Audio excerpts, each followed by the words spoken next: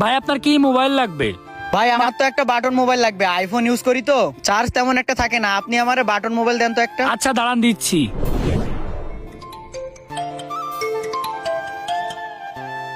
দূর, এখন কাজের সময় কিডা কল দিচ্ছে রে? কল দেওয়ার আর টাইম পাই না, আননোন নাম্বার ধরার দরকার নেই। কিরে অব্র, তোর ফোনে কল দিচ্ছে কে? কল ধর। আরে ভাই আননোন নাম্বার থেকে কল দিচ্ছে, কল দিয়ে জ্বালাচ্ছে। আগে ব্যবসা করে নি, তারপরে কল ধরবো। ভাই এই মোবাইলটা তো আমার কাছে ভালো লাগছে, এটার দাম কত? ভাই এইগুলার দাম তো 1200 টাকা। আচ্ছা ঠিক আছে, এটা আমাকে প্যাকেট করে দেন।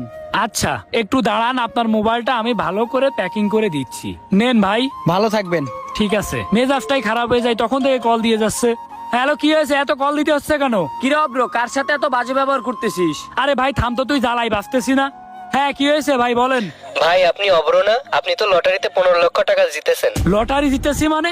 আমি লটারি জিতেছি? হ্যাঁ আপনি লটারি জিতেছেন। আপনার কাছে কি লটারির টিকিটটা আছে? হ্যাঁ আছে তো। তাহলে নাম্বারের সাথে মিলান তো একটু। আচ্ছা দাঁড়ান দাঁড়ান দাঁড়ান, প্রথম নাম্বার 1, হ্যাঁ তারপরে এগুলা কি বলেন? তারপরেরটা 2, সবগুলা বলতে থাকেন। 5, 6, তারপরে 7। ভাই আপনার তো সবকিছু ঠিক আছে, আপনিই তো জিতেছেন। আমাদের এখান থেকে টাকা নিয়ে যান। আচ্ছা ঠিক আছে ভাই, ঠিক আছে।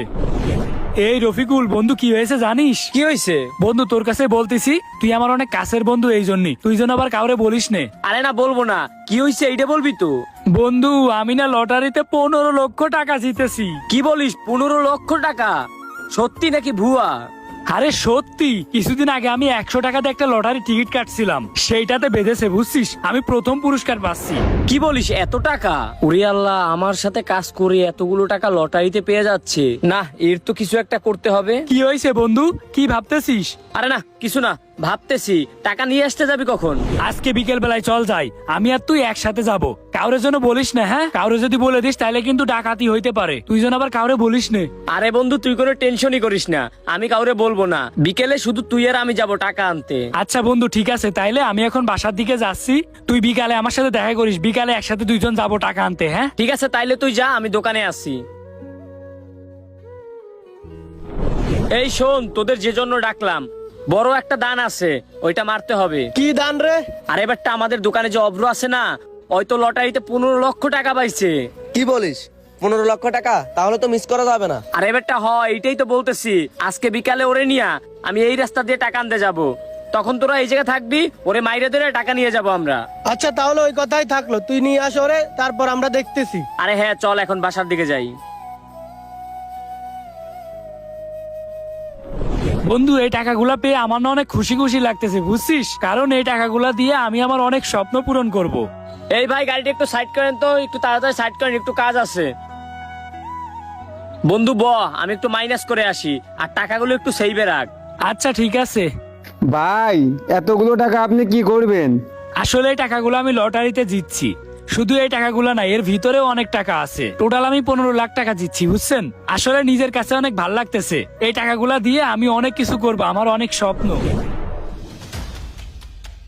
কিরে, শুনলাম তুই নাকি লটারিতে 15 লক্ষ টাকা জিতেছিস। ভাই আপনারা কারা? এ আমরা কারা পরে বুঝতে পারবি, আগে টাকাগুলা দে। কেন ভাই, আমি টাকা দেবো কেন? কারণ তুই যদি এখন আমাদেরকে টাকা না দিস, এটা দেখছিস, এটা দিয়ে একদম শেষ করে দেব। ভাই এইগুলা কি বলতেছেন?